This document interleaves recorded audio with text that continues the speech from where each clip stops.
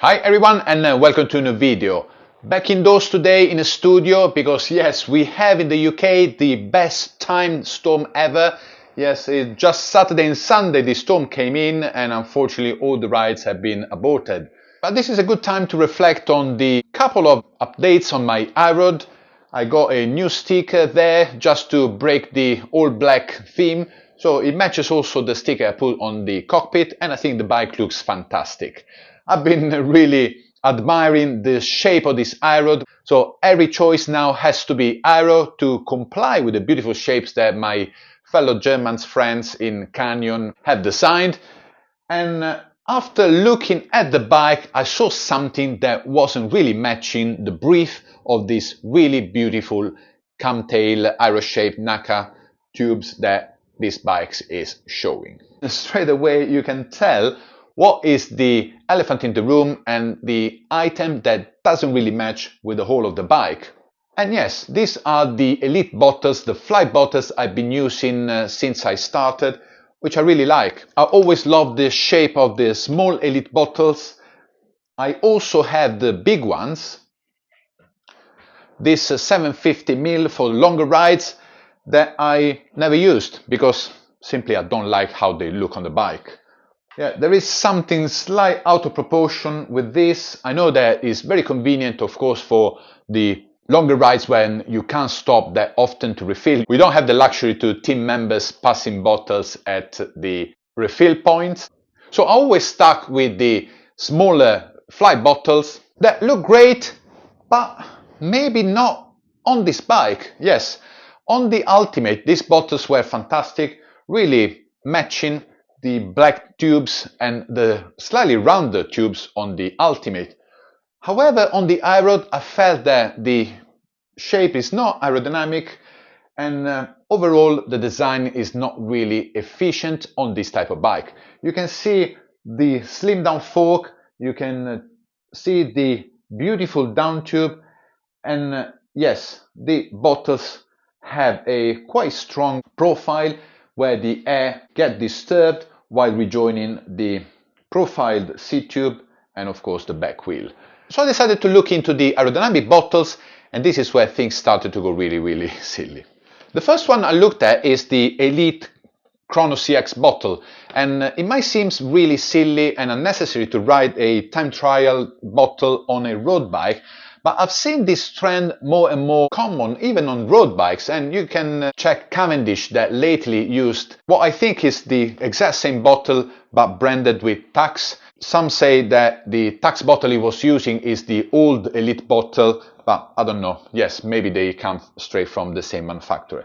So if Cavendish is using these bottles, I might try them as well to gain the aero benefit. The problem with this is that they do have really bad reviews, leaking bottles, rattling cages, so I'm not sure if this would be really good for the everyday use.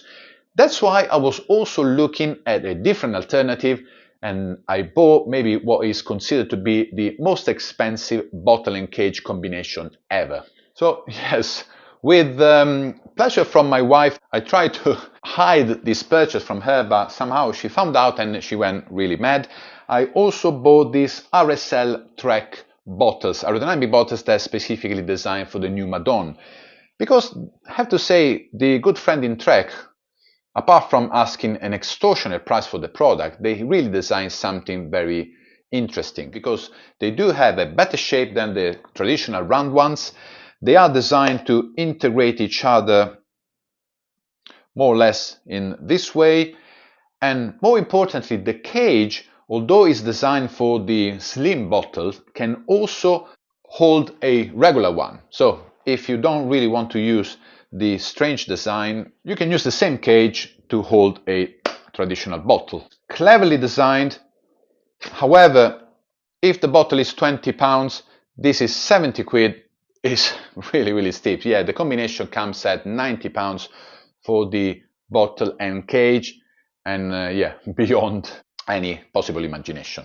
So I got them both and try to understand now which one is the perfect match for the iRoad frame, and let's see what it works best. I removed the cages. You can see the down tube exposed, the beautiful lines of the aeroad, very slim design to penetrate the air in the best efficient way. As you can see, this bike doesn't have, like other aero bikes, the widening of the frame in this area to actually shield a traditional round bottles. This is thin all the way. That's why maybe a aerodynamic bottle makes sense on this particular frame. Like Pinarello Dogma, Rebel Ultra, Cannondale System 6, they all have here the shield of the frame for the bottle. In this particular case, then the aerodynamic bottle will make a lot more sense. Looking at the two options, I have to say the Elite one is the one I'm going to keep and fit on the bike. The reason why I'm not choosing the Treks, even though they look the correct option for everyday use, especially with the cage that can hold the normal bottle, is because even though they are slimmer than a traditional round bottles, they are not slim enough to create a smooth transition with my particular bike. Maybe in the new Trek Madon or the bikes that they do have the widening of the tube in this area, this would be perfect for ensuring a smooth transition of the air. In my particular case, it's not going to be.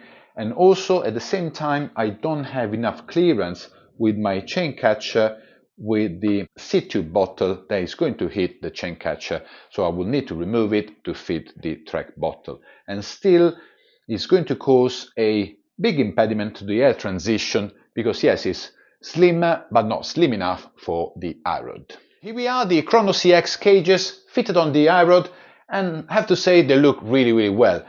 Perfectly matching the thin tubes on the bike, and yes, very low profile comparing to the old Elite Leggero. The weight slightly more, but really negligible. Weight would have been more with the Trek ones, because yes, the cage is a little bit heavier, the bottles are heavier, at the same time they hold more liquid. So there's a pros and cons in both.